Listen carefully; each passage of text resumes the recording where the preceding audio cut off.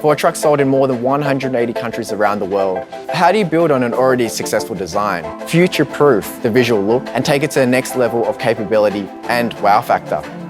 As designers, we engage with customers much earlier in the process, spent more time with them, and got more insights than ever before. We watched how they used and interacted with their trucks. We noticed what they loved and what challenges they had. Interestingly, we found that no matter what market, our customers are doers. They like solving their own problems, and they like to feel confident in their truck. Not just the way the vehicle functions, but the way they feel when they're driving it.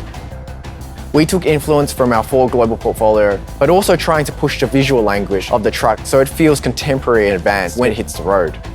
Our inspiration came from many areas too, such as products and landscapes, to help bring in new shapes and executions in our sketch work. I get asked a lot, what was your biggest surprise from all the research? I can tell you it wasn't something on the exterior or anything on the interior. The biggest surprise was that no matter what the market, customers were aligned on what they thought Rangers should be, in terms of the way it needs to look and the way it needs to make them feel. This was a really clarifying moment for us. It meant that one truly global truck was possible.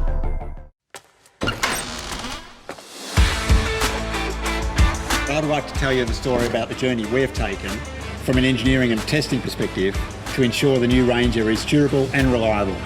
Our job as engineers is to translate the customer experience into insights into a clear product definition brief, which becomes the absolute reference for engineers. Early in the program, a lot of our work is done analytically, using computer software. More recently, we've taken all this critical information and started building vehicles representative of how they'll appear in the showroom and on the road. These are now being tested across multiple countries around the world in a range of environments and extreme conditions that rigorously test the strength and durability of the vehicle and the key components. This is particularly important for the Ranger, given we're developing it to be sold in more than 180 global markets. So what does that testing look like? Cold weather testing in North America and New Zealand is an area we test the engine and vehicle dynamics in conditions that deliberately exaggerate ice, snow and extreme cold temperatures for attributes such as the vehicle stability control in these environments. In the deserts of North America, Australia and the Middle East, we're doing hot weather testing in temperatures of 50 degrees Celsius and above.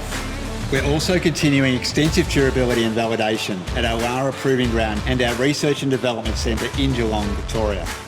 These world-class facilities are state-of-the-art and not only cover durability, special surfaces, high-speed and dynamic circuits, but also specialised corrosion, noise and vibration, environmental and emissions testing facilities.